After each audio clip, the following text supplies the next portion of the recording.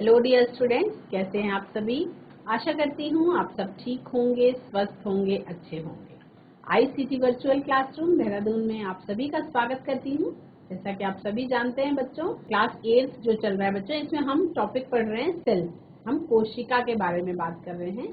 मैं समता शुक्ला आपकी साइंस में हेल्प कर रही हूँ बच्चों। हम लोग अभी तक जो पढ़ चुके हैं, हम बहुकोशिकीय और एक कोशिकीय तक के बारे में पढ़ चुके हैं कि हम एक कोशिकीय किसे कहते हैं, हम बहुकोशिकीय किसे कहते हैं। आधार पर संरचना की यदि बात की जाए तो दो तरीके की कोशिकाएं पाई जाती हैं, प्रोकैरियोट्स और यूकैरियोट्स। यानी जितनी भी प्रकार की कोशिकाएं इस संसार में मौजूद हैं उनको हम दो कैटेगरीज में डिवाइड कर सकते हैं। पहली कैटेगरी आपकी होती है प्रोकैरियोट और दूसरी कैटेगरी होती है आपकी यूकैरियोट। प्रोकैरियोट और यूकैरियोट का मतलब क्या है?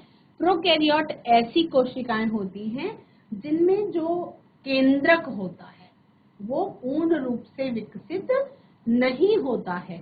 जो मुख्य अंतर है वो यही है कि प्रोकैरियोट में केंद्रक जो है वो अच्छी तरीके से विकसित नहीं होता है, और जो यूकैरियोट होते हैं उसमें केंद्रक जो है वो कंप्लीटली डेवलप्ड होता है, पूर्ण रूप से विकसित होता है, और उसके पास उसका अपना आवरण होता है, यानी कि न्यूक्लियर मेम्ब्रेन जो है वो उसके ऊपर प्रेजेंट होती है।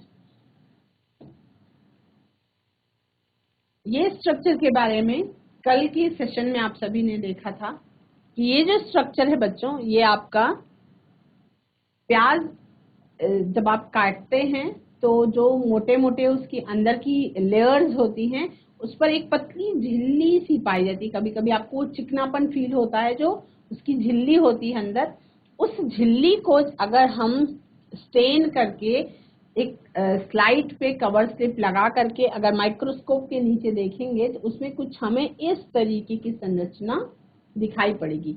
ये कैसी है? ये संरचना ऐसी है, ये प्याज की झिल्ली का माइक्रोस्कोपिक व्यू है, सूक्ष्मदर्शी।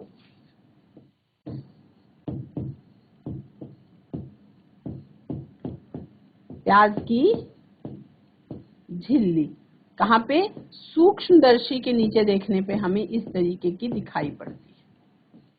इसके लिए क्या करना होता है? सभी कोशिकाओं में तीन मुख्य भाग होते हैं, 3 एसेंशियल पार्ट्स होते हैं सभी कोशिकाओं के। कौन कौन से होते हैं?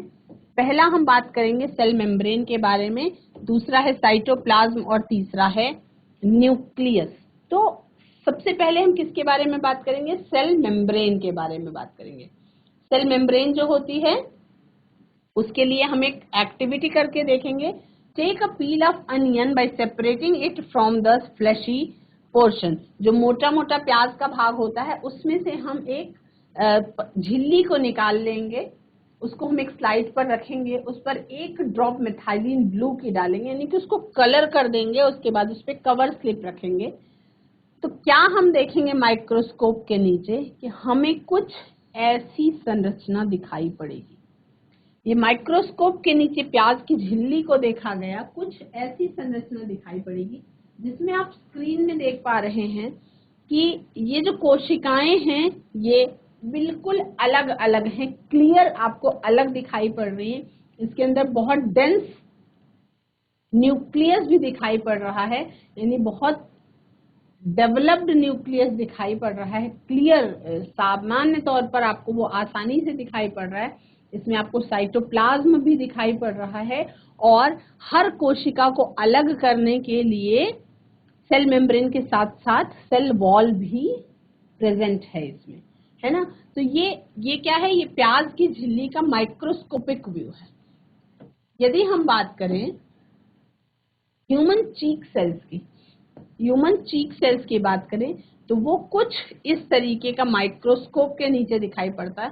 चीक का मतलब क्या होता है? ह्यूमन चीक का मतलब इंसानों की गाल के अंदर वाला पार्ट लिया गया है ना। चीक सेल्स का मतलब क्या होता है कि जो हमारा गाल है उसमें भी कोशिकाएं होती हैं, चीक्स जो होते हैं। तो उनको जब हमने माइक्रोस्कोप के नीचे देखा तो हमें कुछ ऐसी संरचना दिखाई पड़ी।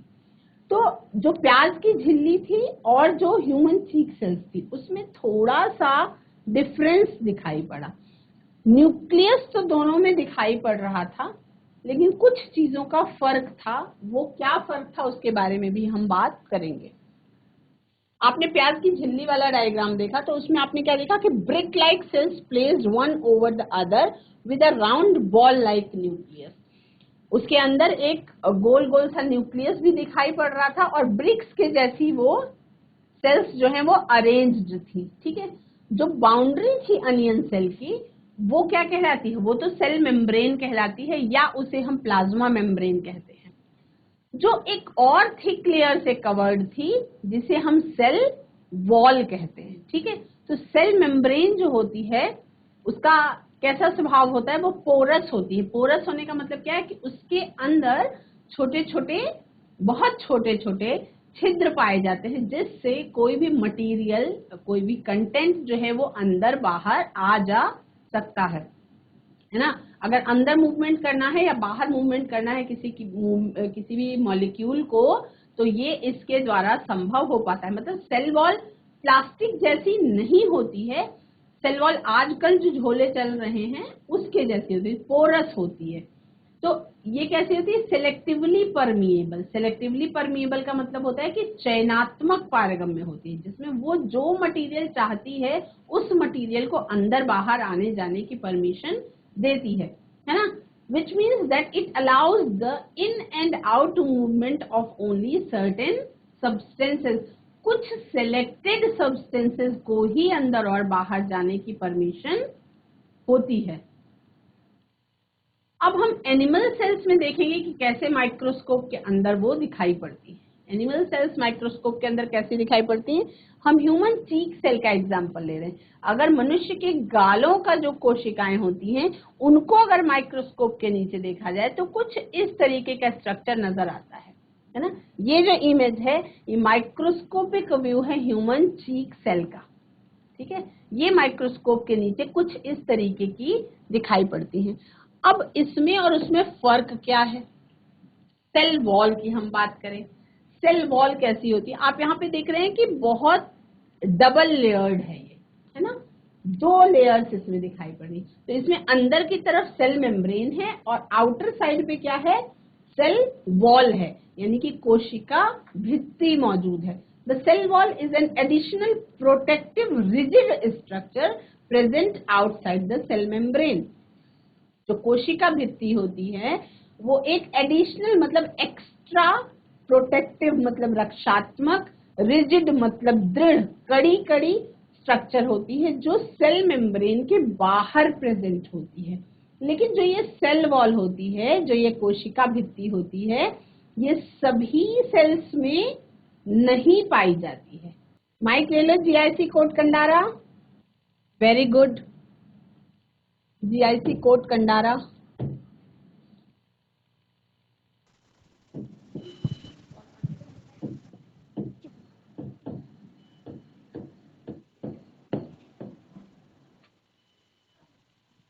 बेटा क्या नाम है आपका? Good morning ma'am. Good morning बेटा, आपका नाम क्या है? दीक्षा कट है। ये कौन सा चैप्टर चल रहा है वो दीक्षा? सिम्प्लीफाई दीक्षा ये कौन सा चैप्टर चल रहा है? Second chapter. ये सेकंड चैप्टर है। दूसरे किसी बच्चे को पता है ये कौन सा चैप्टर चल रहा है? Good morning ma'am. Good morning बेटा, क्या नाम है आपका? मैम विवेक। विवेक, ये कौन सा चैप्टर पढ़ रहे हैं बेटा? Ma'am third. क्या पढ़ रहे हैं हम? हम पढ़ रहे हैं कोशिका, हम पढ़ रहे हैं सेल। हम क्या पढ़ रहे हैं? सेल वॉल के बारे में पढ़ रहे हैं। ये चैप्टर है कोशिका, the fundamental unit of life. जीवन की मूलभूत इकाई कोशिका जो है वो आप ये चैप्टर पढ़ रहे हैं। अब इसमें बहुत सारी चीजों के बारे में हमने चर्चा करी, तो जब चैप्टर का ही नाम आपका नहीं क्लियर है तो इसका मतलब आपका ध्यान क्लास में सही तरीके से नहीं रहता। ठीक है, हम पढ़ रहे हैं चैप्टर कोशिका के बारे में। सूक्ष्म जीव आप बहुत पहले पढ़ के खत्म कर चुके हैं। सूक्ष्म जीव मित्र एवं शत्रु जो चैप्टर है ये बहुत पहले खत्म हो चुका है ना। हम बार बार माइक्रोस्कोपिक शब्द इसलिए यूज कर रहे थे जिसके लिए दीक्षा कंफ्यूज हो गई, क्योंकि माइक्रोस्कोपिक होता है ये सेल्स। सेल्स जो हैं ये छोटे होते हैं बहुत ज्यादा, तो इनको माइक्रोस्कोप की सहायता से ही हम देख सकते हैं। कुछ कोशिकाएं बड़ी होती हैं जो हम अपनी आंखों से देख पाते हैं, और सभी कोशिकाएं ज्यादातर छोटी होती हैं। क्लियर हो गया? कोशिकाएं जो हैं वो हमारे जीवन का मूलभूत आधार होती हैं। सभी बच्चे रेगुलर क्लास अटेंड किया करें, ऐसा मेरी रिक्वेस्ट है, क्योंकि मैं काफी आगे आ गई हूँ इस चैप्टर में। बहुत सारी चीजें मैंने आपको कोशिका के बारे में बताई हैं कि किसने कोशिका की खोज की थी, कोशिका कैसे खोजी गई, क्या चीज देखी रॉबर्ट हुक ने, वो कोशिका कैसी दिखाई पड़ती थी। अब तो हम कोशिका के भागों के बारे में बात करने लगे हैं। क्या विवेक आपको पता है बेटा कि कोशिका की खोज किसने की थी? No ma'am. नहीं पता ना? तो इसका मतलब कि आपके सर चैप्टर नंबर 4 पढ़ा रहे हैं, है ना। ये थोड़ा सा अलग से एक्स्ट्रा क्लासेस होती हैं जिसमें आप थोड़ा ज्यादा जान सकते हो, है ना। ये आपका चैप्टर चल रहा है जीवन की मूलभूत इकाई कोशिका। क्या चल रहा है? जीवन की मूलभूत इकाई कोशिका। अब इसके बारे में छोटी सी कहानी मैं आपको बताती हूँ। अगले सेशन में मैं फिर से डिस्कवरी ऑफ सेल बता दूंगी आपको। देखो, एक वैज्ञानिक थे। विवेक आराम से बैठ जाएंगे और कहानी के रूप में उसको याद कर लेंगे। आराम से बैठ जाओ विवेक। वेरी गुड विवेक, नॉर्मल बातचीत करने के लिए कम से कम। अगर यहाँ से बार बार कहा जाए कि माइक उठाइए तो आपको माइक उठाना चाहिए और बात भी करनी चाहिए। अच्छा लगता है मैं चिल्लाती रहती हूँ माइक उठाओ, माइक उठाओ, माइक उठाओ, बच्चे सुनते नहीं हैं। अच्छा लगता है? माइक उठाओ। नहीं आता है तो बोलो मैम समझ में नहीं आ रहा है ना। अगर समझ में आ रहा है तो बोलो कि हाँ मैम समझ में आ रहा है ना। अच्छा लगता है, मुझे भी बताना, ठीक है। देखो, एक छोटी सी कहानी है। किताबें सभी बच्चे बंद कर देंगे क्योंकि किताब से मैं कुछ भी नहीं पढ़ा रही हूँ। अभी किताबें बंद करेंगे सभी बच्चे, किताबें बंद करेंगे पूरी। किताबों से ना कुछ देखना है ना मुझे बताना है, किताबें बंद करेंगे। किताबें बंद करिए, ठीक है। एक वैज्ञानिक थे। अब इसको कहानी की तरह, जैसे छोटे बच्चों को कहानी पढ़ाई जाती है ना, वैसे याद करवा देती हूँ। एक वैज्ञानिक थे, उनका नाम था रॉबर्ट हुक। क्या नाम था? Robert Hooke. आप लोग अपने रिवाइज कर लो। रॉबर्ट हुक बोलो जोर से अपनी क्लास में। एक वैज्ञानिक थे, उनका नाम था रॉबर्ट हुक। वो क्या कर रहे थे? सूक्ष्मदर्शी का आविष्कार कर रहे थे। मतलब हर चीज, जो मशीन हम आज के जमाने में यूज कर रहे हैं उसका डिस्कवरी हुई है, कभी ना कभी उसका इन्वेंशन हुआ होगा ना। तो वो बना रहे थे सूक्ष्मदर्शी। सूक्ष्मदर्शी में क्या होता है कि कोई बहुत छोटी चीज होती है वो बहुत बड़ी दिखाई पड़ती है ना। तो वो जब सूक्ष्मदर्शी बना रहे थे तो उन्होंने सोचा कि मैं क्या देखूं इसके नीचे। तो उन्होंने एक पेड़ की छाल को लिया और उसमें कॉर्क निकलता है, उसकी पतली सी स्लाइस काटी और उसको सूक्ष्मदर्शी के नीचे अपने लगा दिया, ठीक है। अब वो कोशिका नहीं खोज रहे थे, वो अपना सूक्ष्मदर्शी टेस्ट कर रहे थे, लेकिन उनको उसके नीचे कुछ ऐसे स्ट्रक्चर्स दिखाई पड़े, कुछ इस तरीके के, ऐसे बहुत सारे ऐसे स्ट्रक्चर्स उनको दिखाई पड़े, कुछ इस तरीके के। अब ये क्या थे? उन्होंने कहा अरे ये तो कुछ छोटे कमरे जैसा दिखाई पड़ रहा है, एक्चुअल में ये क्या है? तो उन्होंने इसको नाम दे दिया सेल। क्या नाम दे दिया? सेल। तो खोज का श्रेय किसे जाता है? रॉबर्ट हुक को। रॉबर्ट हुक ने सेल की खोज की, लेकिन रॉबर्ट हुक ने जो सेल खोजी थी वो सेल थी डेड सेल, मृत कोशिका। किसने खोज करी थी? रॉबर्ट हुक ने। लेकिन ये कैसी सेल थी? डेड, मृत कोशिका की खोज की थी। क्योंकि जो पेड़ की छाल होती है वो जीवित नहीं होती, वो डेड सेल होती है। उसमें कुछ उनको संरचना कैसी दिखाई पड़ी? मधुमक्खी के छत्तों के जैसी। सभी बच्चों ने क्या हनीकॉम्ब देखा है? कभी मधुमक्खी का छत्ता देखा है आप लोगों ने? हाथ खड़े करके बताएंगे किसने देखा है किसने नहीं। मधुमक्खी का छत्ता जिसमें शहद होता है। जीजीआईसी बुग्गा वाला के सभी बच्चों ने देखा है, कोट कंडारा के सभी बच्चों ने क्या मधुमक्खी का छत्ता? सबने देखा है, सबने मधुमक्खी का छत्ता देखा है। तो मधुमक्खी के हाथ डाउन करेंगे, हैंड्स डाउन करेंगे सभी बच्चे। जब मधुमक्खी का छत्ता आपने देखा है तो बस बिल्कुल ध्यान करेंगे, जैसा एक एक खाना होता है मधुमक्खी के छत्ते का, बिल्कुल उसी की जैसी सेल होती है। जो रॉबर्ट हुक ने देखा था वो बिल्कुल मधुमक्खी के छत्तों के जैसी संरचना थी। हर एक पार्ट को उन्होंने क्या बोला? सेल बोला। उन्होंने क्या कहा इनको? कोशिका हम हिंदी में कहते हैं, सेल इंग्लिश वर्ड भी नहीं है। सेल का मतलब क्या होता है? एक छोटा कमरा, एक स्मॉल कंपार्टमेंट। ठीक है। जीजीआईसी बुग्गा वाला में कोई बच्चा माइक लेगा? गुड मॉर्निंग, क्या नाम है बेटा? नयन। नयन नाम है। वाओ, आपका तो नाम ही इतना सुंदर है ना, मैं कंफ्यूज हो गई, सॉरी। नयन, बेटा हम लोग जो पढ़ रहे हैं वो आपको समझ में आ रहा है? नयन, मैम जो पढ़ा रही है वो समझ में आ रहा है? Yes ma'am. कौन सा चैप्टर पढ़ रहे हैं हम बेटा? 8।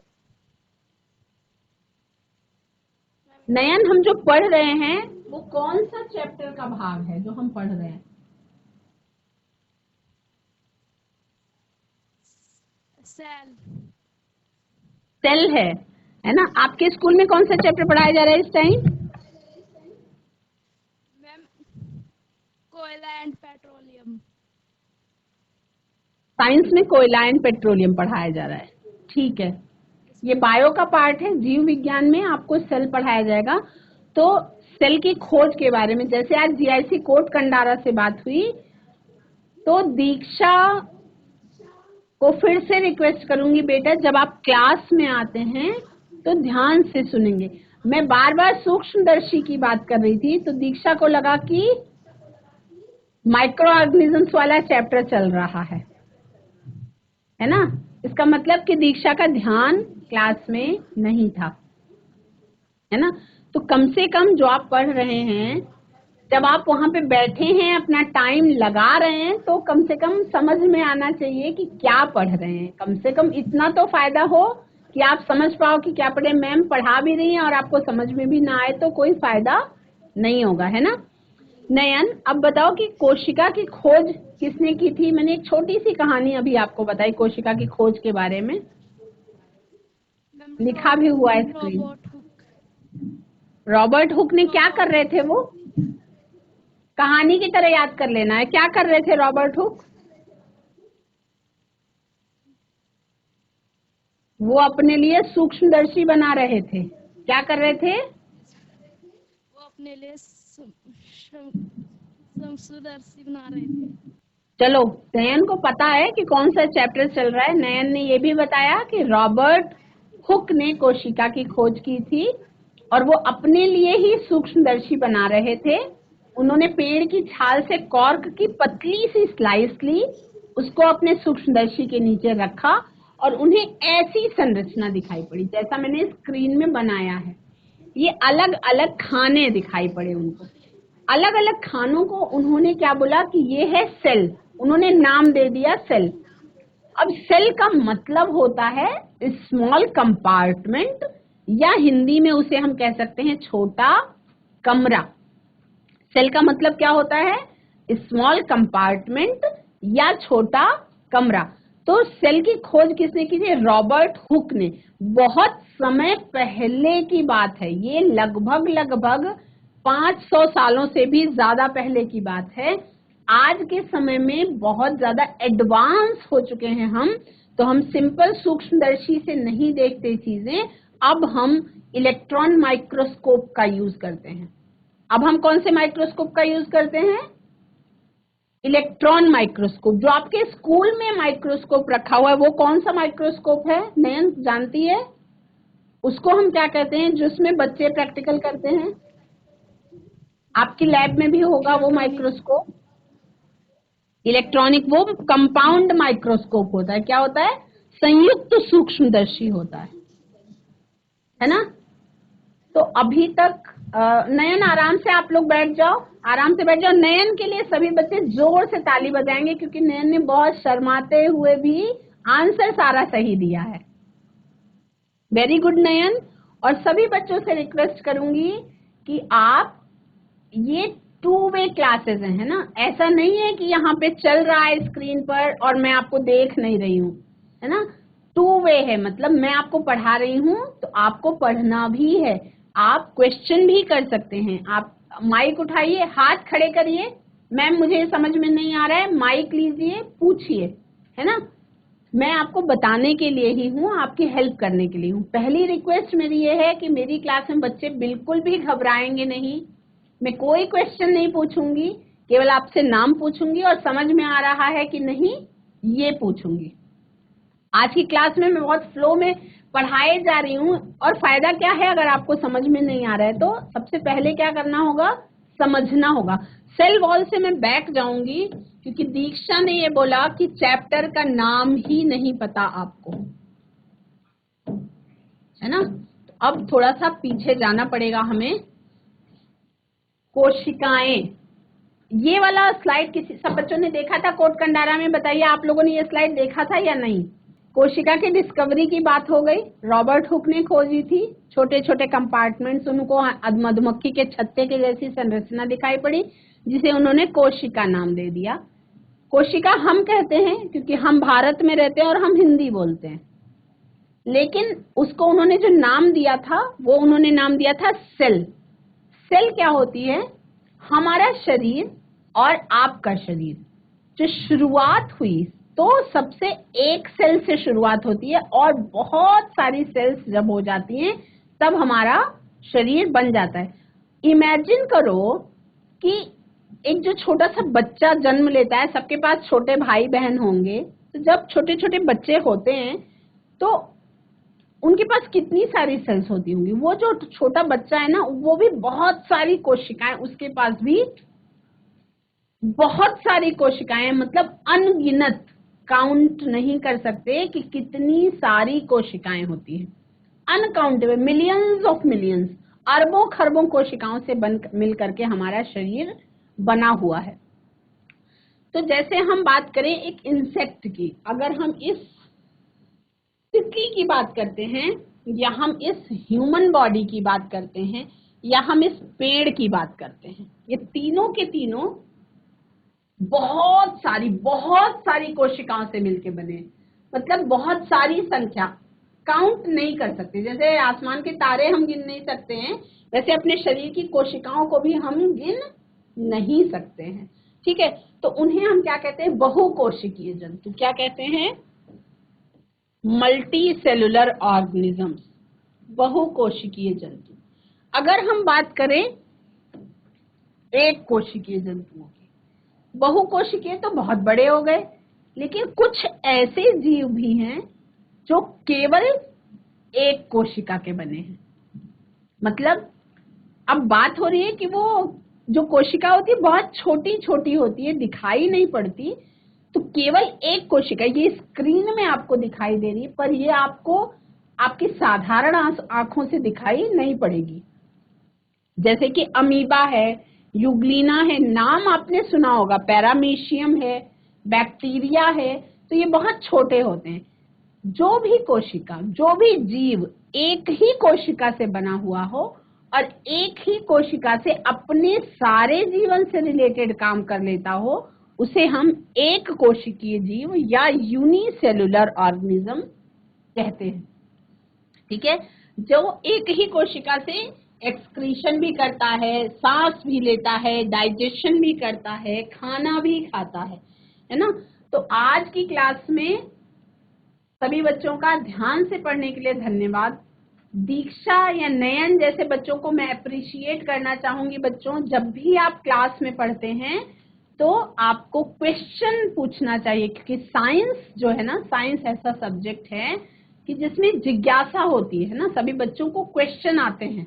तो आप जब ध्यान से पढ़ेंगे तो आपके दिमाग में क्वेश्चन आएंगे, है ना। क्वेश्चंस किया करिए, आपस में बातचीत करके अच्छे से पढ़ाई करेंगे तो बहुत अच्छा रहेगा। इससे आपका स्ट्रांग होगा। ये 9th क्लास जो है, 8th क्लास जो है, ये बेस है, ये खत्म है आपका मिडिल स्कूल का। उसके बाद आप सीनियर स्कूल में, बड़ी क्लास में पहुंच जाएंगे। आज की क्लास में इतना ही। हम अभी तक सेल वॉल में पढ़ चुके हैं, लेकिन फिर से हल्का सा रिवाइज करके मैं इस चैप्टर को आगे ले जाऊंगी। आज हमने बहुकोशिकीय और एक कोशिकी के बारे में फिर से पढ़ा। डिस्कवरी ऑफ सेल को भी हमने रिवाइज किया। आज की क्लास में इतना ही।